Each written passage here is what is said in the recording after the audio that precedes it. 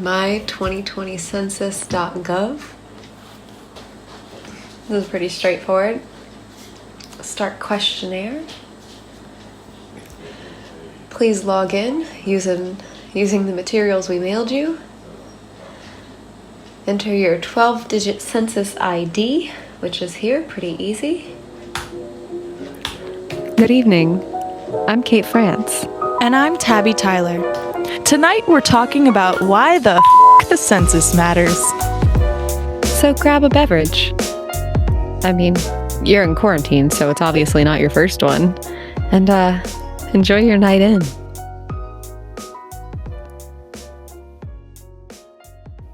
There's an English expression that may have been an expression translated from a Chinese curse, and it goes, "May you live in interesting times." And wow, did I not really understand that that was a curse until I started living in a modern history book. Yeah, can we please make the times less interesting? Can't we go back to previous dramas where people were like afraid of clowns? Or when people were dumping buckets of ice on their heads? Yes, I miss caring about what horrible things the Kardashians had done lately. But this is our lot, so we must make the best of it. Like we are doing right now. Kate and I are apart. Imagine. It's been over a week. I'm starting to get the shakes. We are working from home on Discord. So if the sound quality is different to you, this is why.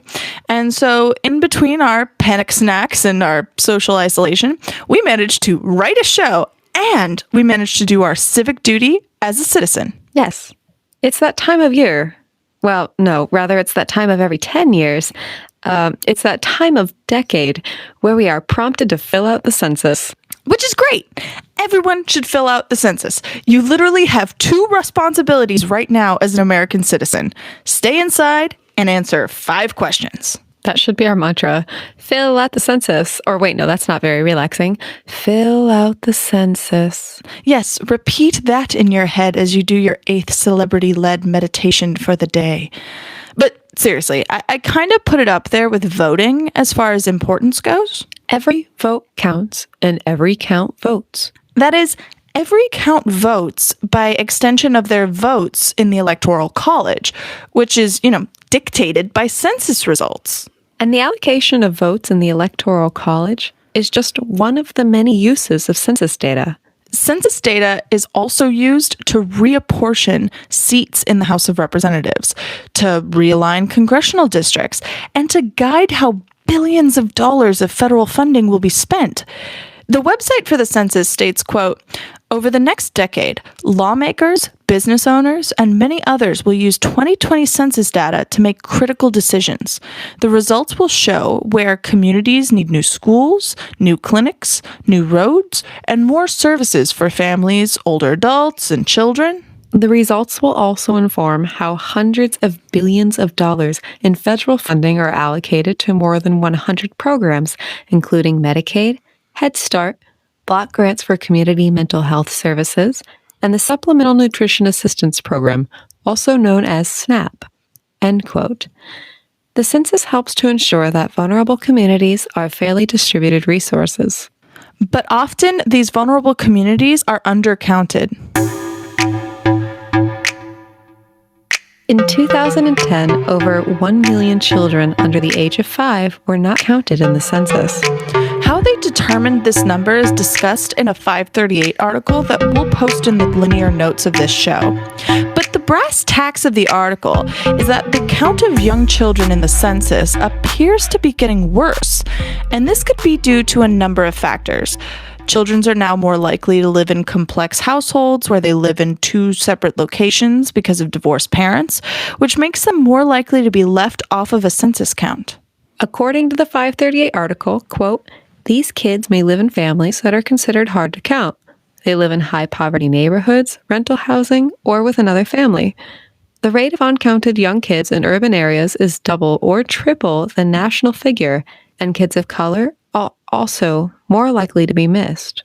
And it's not just children who are being missed.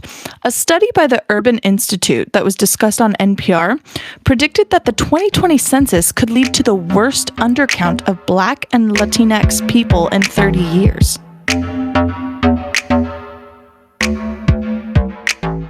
There are a number of possible factors that could lead to this.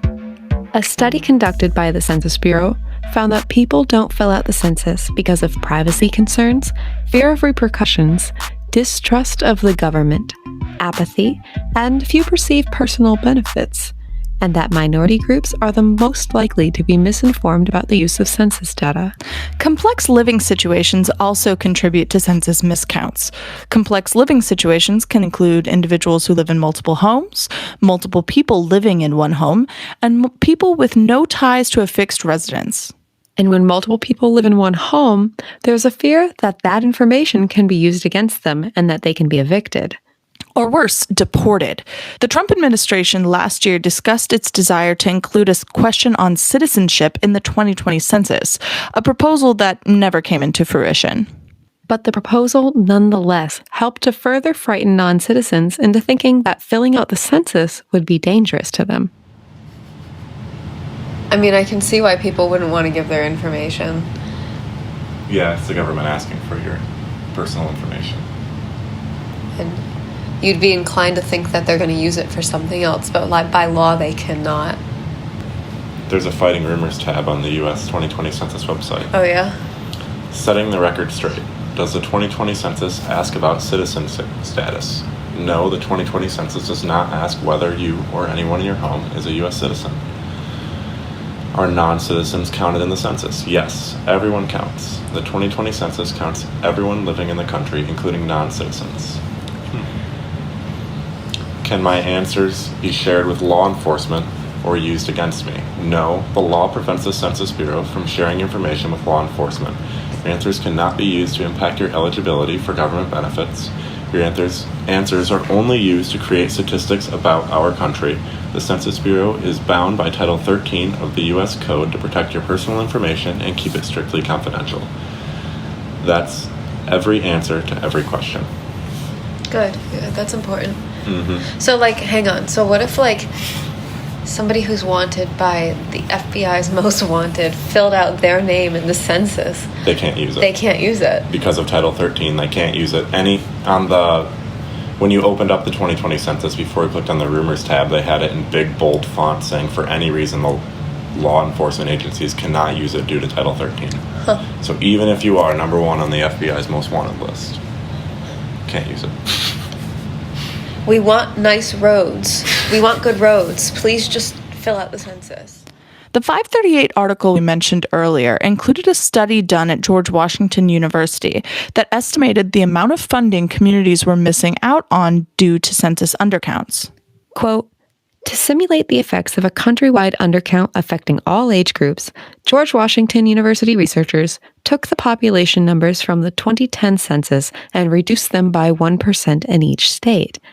In the 37 states that qualified for more than the minimum level of federal dollars for these programs, this 1% drop in population count would have cost those states a median of $1,091 in 2015 for each person missed by the census, according to the research.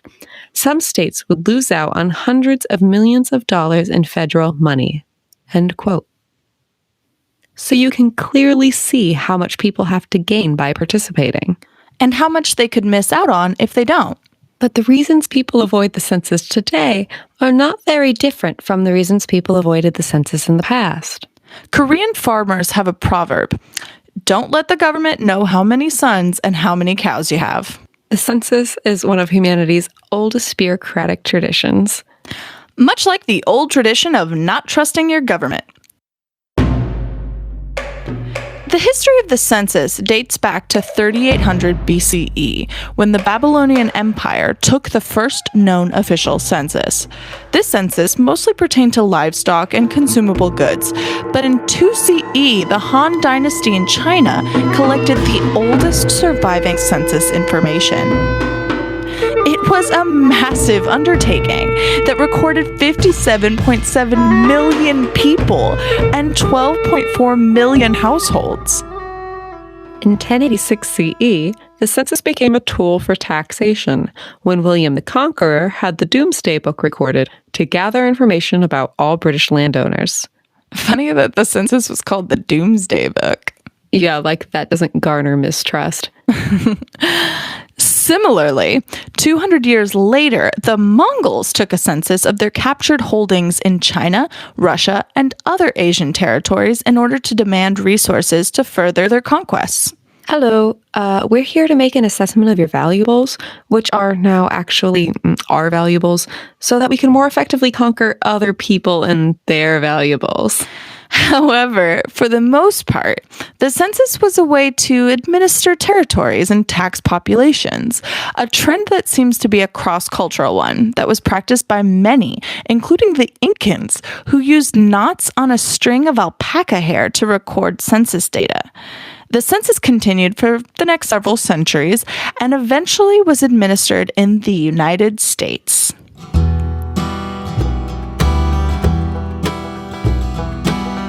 The first U.S. Census was conducted in 1790, and the first census workers crossed the country on horseback for 18 months, collecting the information that would establish the size of the House of Representatives and how many representatives each state would get. Of the populations present at the time, Native Americans were not counted nor represented. Enslaved peoples were counted as an utterly dehumanizing 3/5 of a person, and they also were not represented in Congress. The censuses of 1850 and 1860 included the U.S. slave schedules. These records listed the age, sex, and race, whether mulatto or black, of the enslaved peoples and which white person claimed ownership of them. These records showed an increase in the numbers of enslaved peoples in the U.S., which was in direct contrast to the pro-slavery arguments of the time that the numbers of persons who were enslaved were not on the rise. Abolitionists used this data to better arm their anti-slavery arguments. The 1870 census was the first collected after emancipation, and African Americans were counted in the census. This is important because many Black Americans today cannot trace their ancestry back further than a couple generations, and using these historical records can help families connect and genealogical histories can finally be formed. Meanwhile, across the world, Imperial England was attempting to collect a thorough census of India. The issues that arose from this, as with most issues plaguing Imperial England, arose from hubris. Collecting census data at best is a monumental undertaking. Attempting it for a country you conquered who doesn't like or trust you, that you absolutely have no cultural understanding of, is just the sheer hubris required is so Imperial Britain. So let's talk about why this didn't work for a second. Oh, and spoilers, it didn't go as planned. Britain required the standard list of jobs from the English census to be used in India's census, which was a nightmare for the census workers, who had to figure out in what category to place careers in India, such as, quote, jokers and storytellers, hail averters, and prayer mutterers. Assumptions were made about the number of people living in a house, and on many occasions, places of business were counted as houses, which inflated the amount of people in a region. In addition to this, people didn't participate or straight up lied because of rumors that, quote, the goal of the count is to identify girls to be sent to England to fan Queen Victoria during a heat wave. This was not actually a thing, but again, not trusting your government, especially not the imperialist government you don't want and didn't ask for, is a timeless instinct in people. Ultimately, though, the census of the early 1800s failed due to methodological errors that led to staggeringly incorrect assumptions about population size in India, so much so that one city was estimated to have a population of over 500,000 inhabitants, when actually it had a population of just over 150,000. And the erroneously large population size of India led English administrators to believe that they were administering a population far larger than was accurate. And as a result, they tried to categorize large clusters of people by using India's caste system. Future census questions would include a question on caste designation, a decision that would have lasting repercussions on Indian culture to this day. The caste system underwent a change that enabled it to resemble more of a class system. And this was a result of the English not understanding what the traditional caste system was. When caste designation began to dictate a person's ability to acquire material status, the system itself began to transform. The essay titled Ethnographic Mapping and the Construction of the British Census in India concludes, quote, "For the Indian people, the censuses acted as a catalyst for an increased consciousness of caste. As caste status became an increasingly significant factor in attaining material status. While the original intent may have been to gather data to assist governments in dealing with natural disaster and famine relief, the effect of the analysis of that data went far beyond these goals. Ultimately, the census provided data that allowed the British to have a much deeper effect on Indian society than might otherwise have been possible." End quote. Which is just... I want to take Imperial England aside and say, you've done enough. You're cut off, England. Which brings us back to our original conversation about how the census has managed to garner considerable mistrust from citizens and non-citizens worldwide. Which is such a concern because we cannot emphasize enough the importance of the census. A Pew Research study asked American citizens about their trust in each other and the government. The results weren't exactly shocking. Americans' trust in the federal government is at an all-time low, and their faith in each other is middling. But one thing was surprising. More than 8 in 10 Americans believe it is possible to improve the level of confidence people have in the government. And that hope, that belief that the federal government can do what the people want and need, and that we can trust them to do so, is only truly manifested with participation of the people. The government can't represent your interests, and you, yourself, can't be represented in Congress and the Electoral College if you aren't counted. And the census, as it stands today, has been changed to reflect our modern society. Today, for example, more ethnicities are listed than ever before, and you can record a same-sex partner or blended families. There are absolutely places where it still needs improvement, of course. For example, it still asks about gender using only binary terms. But things are on the up and up. The Supreme Court denied the Trump administration's proposal to question people about citizenship. And the census data is actually really, really, really important right now in the time of a pandemic. According to How Stuff Works, many 911 emergency systems are based on maps developed for the last census. Census information helps health providers predict the spread of diseases through communities with children or elderly people. And when disasters hit, the census tells rescuers how many people will need their help. This incredibly valuable information is very easy to provide. You can do it by mail or online. If you do not send your response in the mail or answer online, a volunteer from the census will come to your home and attempt to survey you in person. Doing it online took me 3 to 4 minutes, and I was able to do it without my census ID since I had not yet received mine. It's only about 5-6 questions long and wasn't remotely invasive. All right. Final questions. We'd like to make sure everyone is counted once. Some people live or stay in more than one place. Do any of these people usually stay elsewhere? No. Next. You're almost finished and now ready to send your responses. Okay. I'm going to submit this questionnaire.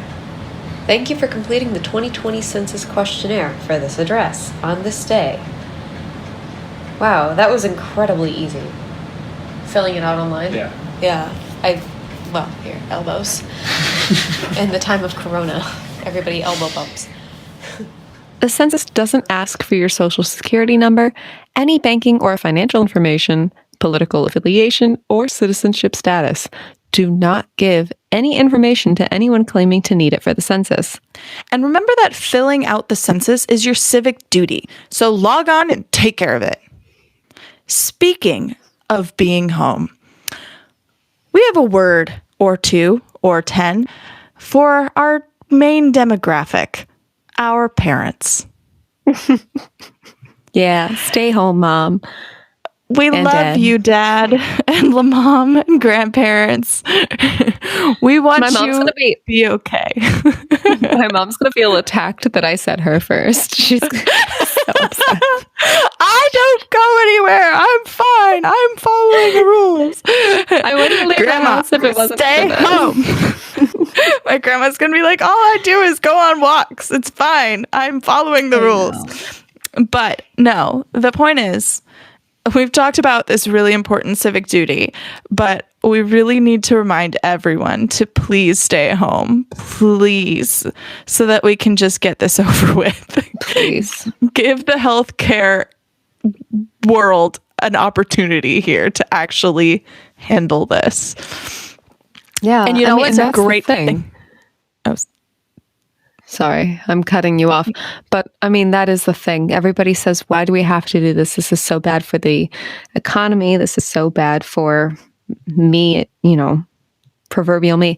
And the whole point of everything is that we do not have the healthcare facilities to deal with a massive influx of people coming to the hospital with an illness, who need to be on respirators, who need complex medical care. Flattening the curve is important to keep those systems operational. So please, please, please, please stay home. And you know what's a great thing you could do while you're home? You could listen to all of A Night In. Wow. Wow. I mean, she's not wrong. Yeah. And you can also interact with us on social media. Come on. Tyler in France. You know you're on your phone like a bazillion times more than you've ever been in your life. Talk to us. We want to hear from you. Give us input. Ask us questions. Please, we're so lonely. We're so lonely. And we'll talk to you next week. I miss you, Kate. I miss you too, Tabby. Just Kirk Spock.